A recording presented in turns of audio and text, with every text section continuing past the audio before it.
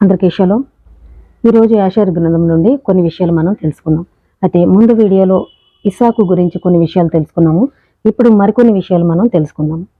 అబ్రహాము తనతో 2 యువకులను తీసుకుని వచ్చెను. వారు హాగరు కుమారుడైన ఇస్మాయిల్, అతని సేవకుడైన ఎలియాజరు. వారు అబ్రహాముతో కలిసి వచ్చి వారిలో వారు ఇట్లు చెప్పుకొనసాగిరి. ఇస్మాయిల్ ఎలియాజరుతో ఇట్లనెను, ఇప్పుడు నా తండ్రి అయిన అబ్రహాము ఇస్సాకుతో కలిసి తనకు ఆజ్ఞాపించిన ప్రకారము దహనబలి అర్పించుటకు గాను కొండపైకి వెళ్ళెను. వారు తిరిగి వచ్చిన తర్వాత అతని ఆస్తులన్నీ అతని తర్వాత అతని మొదటి సంతానపు వాడనైనా నాకే ఇచ్చును అనెను. సేవకుడైన ఎలియాజరు ఇస్మాయిల్తో, అబ్రహాము తప్పకుండా నిన్ను నీ తల్లితో సహా బయటకు త్రోలివేయును. అతనికున్న ఆస్తిలో చిల్లిగవ్వను కూడా నీకు ఇవ్వడు, నిన్ను వారసునిగా చేయడు. అతనికి కలిగినదంతయు తన సంపద అంతయు నాకే ఇచ్చును. తన ఇల్లంతటిలో నమ్మకమైన సేవకుడను. అతనికి రాత్రింబవలు సేవ చేస్తూ అతడు కోరినది ఇచ్చి తిని, నాకుగాక మరి ఎవరికి తన ఆస్తిని వీలునామా వారసత్వంగా ఇచ్చును అని వారిద్దరూ మాట్లాడుకోవడం జరుగుతుంది. అంటే ఇస్సాకు బలైపోతాడు కాబట్టి ఇస్మాయిలు నేనే వారసుని అని అక్కడ చెప్పడం జరుగుతుంది. అయితే ఇక్కడ ఎలియాజరు నేనే అతనికి దాసుని కాబట్టి, అతన్ని అన్ని విషయాల్లోనూ చూసుకునేది నేనే కాబట్టి నాకే అవంతా కూడా రాస్తాడు అని ఇక్కడ ఎలియాజరు మాట్లాడటం కూడా జరిగింది. అప్పుడు అబ్రహాము తన కుమారుడైన ఇస్సాకుతో కలిసి మార్గంలో పోవుచుండగా సాతాను కడు వృద్ధుని ఆకారంలో వినయపూర్వకంగా పశ్చాత్తాప హృదయంతో వచ్చి ప్రత్యక్షమయ్యి, అబ్రహాముతో నీవింత తెలివిలేని మూర్ఖుడు వైతివేమి, నీ ఒక్కడైన కుమారునికి ఈ పని చేయుచున్నావు అనెను. ఎలోహిం నీకు వృద్ధాప్యమున ఈ కుమారుని నీకిచ్చెను. నిరపరాధి అయిన ఆ కుమారుని నేడు చంపి తన ప్రాణమును భూమిపై లేకుండా నాశనం చేయుదువా అనెను. నీకు తెలియనా, ఇది ఎలోహిం నుండి వచ్చినది కాదు. ఎలోహిం భూమిపై ఎవరితోనూ తన బిడ్డను చంపమని చెప్పడు, తెలుసుకొనమనెను.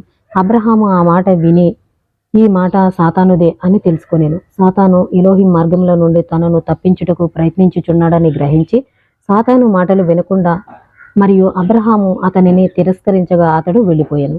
సాతాను తిరిగి ఇస్సాకు నొద్దకు ఒక పడుచువాడు సొగసైన మృదు స్వభావం గల వాని వలె ఆకారంలో వచ్చెను.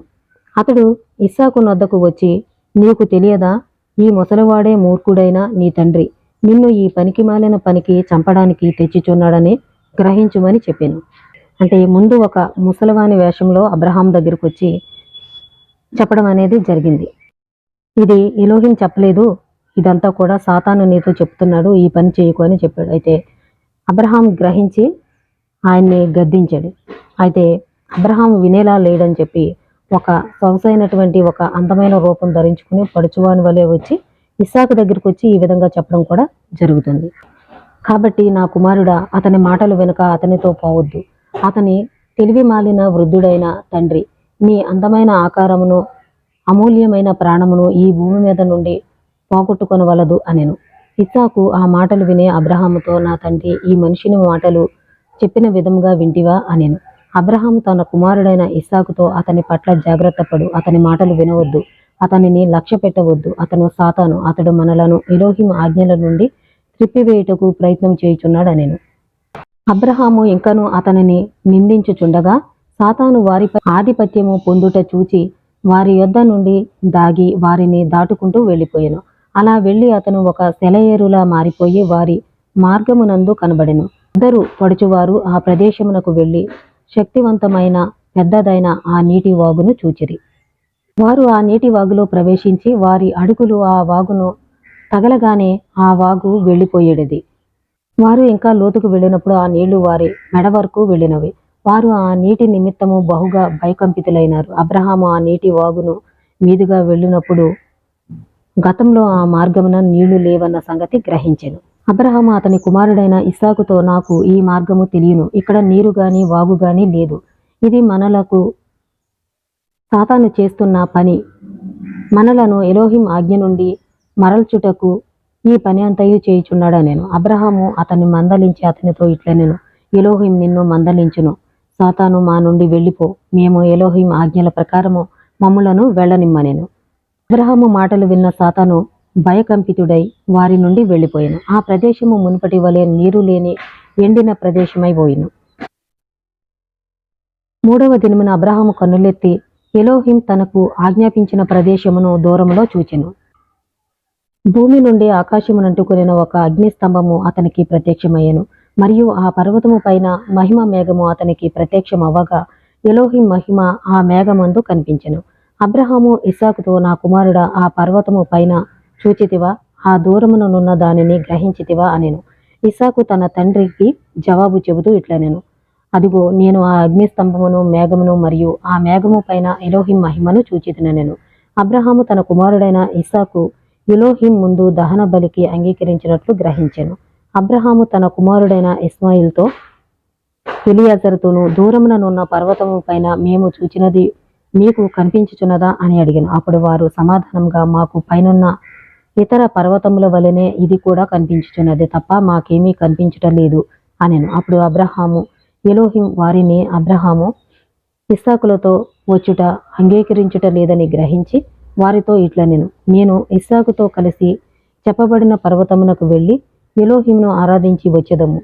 అంతవరకు మీరిచ్చటనే ఈ గాడిదతో ఉండమనెను. అబ్రహాం ఆజ్ఞాపించినట్లే ఎలియాజరు, ఇస్మాయిల్ అచ్చటనే ఉండిరి. అబ్రహాము కట్టెలను దహన అర్పణకు తెచ్చిన వాటిని ఇస్సాకు తలపై పెట్టి అతను అగ్నిని, ఒక కత్తిని తీసుకుని వారిద్దరూ ఆ చెప్పబడిన ప్రదేశమునకు వెళ్ళిరి. అబ్రహాము వెళ్ళినప్పుడు తన తండ్రితో, ఇస్సాకు, చూడుము, నేను అగ్నిని చూస్తున్నాను, కట్టెలున్నవి, అయితే గొర్రె పిల్ల దహనబలి అర్పణ చేయడానికి ఎక్కడున్నది అనెను.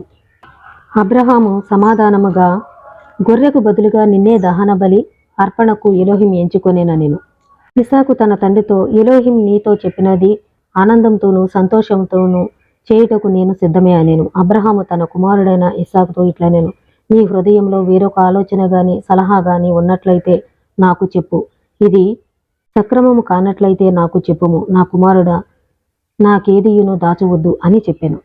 అయితే ఇస్సాకు తండ్రిని అడుగుచున్నాడు, మనం దహన బలి ఇవ్వడానికి వెళ్తున్నాము, గొర్రె లేదు, దహన బలి అన్నీ ఉన్నవి అని ఇస్సాకు అబ్రహాంనే అడుగుతున్నాడు.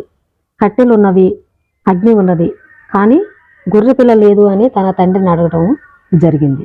అప్పుడు అబ్రహాము గొర్రెకు బదులుగా దహన బలిగా నిన్నే ఎన్నుకున్నాడు అని అక్కడ చెప్పడం అనేది జరిగింది. అప్పుడు ఇస్సాకు ఆనందంగా సంతోషంగా, ఈ పనికి నేను సిద్ధమే అని తండ్రికి సమాధానం చెప్పడం జరిగింది. అప్పుడు అబ్రహాము ఇస్సాకుని అడుగుతున్నాడు, నీ ఉద్దేశం ఏంటి అని, నాకేది దాచవద్దు అని ఇస్సాకుని అడగటం అనేది జరిగింది. అప్పుడు ఇస్సాకు, ఆయన నీకు చెప్పిన మాటలను కుడికి గాని ఎడమకు గాని తిరిగే ఉద్దేశము లేదు అని అక్కడ సమాధానం చెప్పడం జరిగింది. ఇస్సాకు పలికిన మాటలకు అబ్రహాము అత్యానందము పొందెను. వారిద్దరూ కలిసి ఎలోహిం చెప్పిన ప్రదేశమునకు వచ్చిరి. ఆ ప్రదేశంలో బలిపీఠమును నిర్మించడానికి అబ్రహాము ముందుకు రాగా అబ్రహాము ఏడ్చుచుండెను. కానీ ఇస్సాకు రాళ్లను, సున్నమును తెచ్చుచు దాని నిర్మాణము పూర్తగు వరకు పనిచేయుచునే ఉండెను. అబ్రహాము కట్టెలను తీసుకుని బలిపీఠము పైన అమర్చుచుండెను. అబ్రహాము తన కుమారుడైన ఇస్సాకును తీసుకుని కట్టెలపై ఉంచి హద్దులు ఏర్పరచుచుండెను. అలా చేస్తూ బలిపీఠముపై అతనిని చంపి ఎలోహింకు దహన బలి అర్పణకు సిద్ధము చేయుచుండెను. ఇస్సాకు తన తండ్రితో ఇట్లనెను, నన్ను జాగ్రత్తగా బలిపీఠముపై ఉంచుము. నాపై కత్తి ఉంచి కోయినప్పుడు అటు ఇటు కదలి కట్టుబడి వదులు కావచ్చును, తద్వారా దహన బలి అర్పణ నిర్లక్ష్యము కావచ్చును. ఇంకను ఇస్సాకు తన తండ్రితో చెప్పుచుండెను, ఓ నా తండ్రి, నన్ను నీవు చంపి దహన బలి అర్పణ ఇచ్చినప్పుడు మిగిలిన నా బూడిదను తీసుకుని నా తల్లి అయిన సారాకిమ్ము. ఆమెకు ఇస్సాకు యొక్క సువాసన కలిగించే రుచిగల పదార్థమని చెప్పు. ఆమెకు ఇస్సాకు యొక్క సువాసన కలిగించే రుచిగల పదార్థమని చెప్పు. అంతేగాని నా దహన బలి అర్పణ గూర్చి చెప్పవద్దు. ఆమె నూతి వద్ద గాని ఎత్తైన ప్రదేశంలో గాని కూర్చొని అక్కడ నుండి పడి నా కొరకు చనిపోవునేమో అనెను. అబ్రహాము ఇస్సాకు పలికిన మాటలు విని అతను గుంతెత్తి ఏడ్చెను. అప్పుడు అతడు కార్చిన కన్నీళ్లు ఇస్సాకుపై పడెను. అప్పుడు ఇస్సాకు కూడా గట్టిగా దుఃఖించెను. ఏడ్చి అతడిట్లు తన తండ్రితో చెప్పెను, తండ్రి, త్వరపడి మన ఎలోహిం ఆజ్ఞాపించిన ప్రకారము, ఆయన చిత్తం ప్రకారమే నాతో పని పూర్తి చెయ్యి అనెను. అబ్రహాము హృదయము ఆ మాటలు విన్న తర్వాత ఎంతో ఆనందపడెను. ఎలోహిం తనకు ఆజ్ఞాపించిన ప్రకారము చేయటానికి సంతోషిస్తూనే అబ్రహాము కన్నులు బహుగా దుఃఖించెను. అబ్రహాము తన కుమారుడైన ఇస్సాకును బలిపీఠముపై ఉంచి కట్టెలు అమర్చగా ఇస్సాకు అబ్రహాము ఎదుట తన మెడను చాచెను. అబ్రహాము కూడా తనతో తెచ్చిన కత్తి చాపి ఎలోహింకు తన కుమారుని చంపి దహన బలి అర్పణ ఇచ్చుటకు సిద్ధపడెను. ఆ సమయమున దాక్షిణ్యము గల దూతలు ఎలోహిం ముందుకు వచ్చి ఎలోహింతో ఇస్సాకును గురించి మాట్లాడెను. నీవు దాక్షిణ్యము కనికరము కలిగి నీవు సృష్టించిన భూమి ఆకాశములపై అధికారము కలిగిన రాజువు నీవే. అందరికీ ఆధారభూతుడవు. నీ సేవకుడైన ఇస్సాకుకు బదులుగా తగిన మూల్యము చెల్లించి అతనిని విడుదల చేయుము. అబ్రహాము కుమారుడైన ఇస్సాకు పై జాలి కనికరము చూపుము.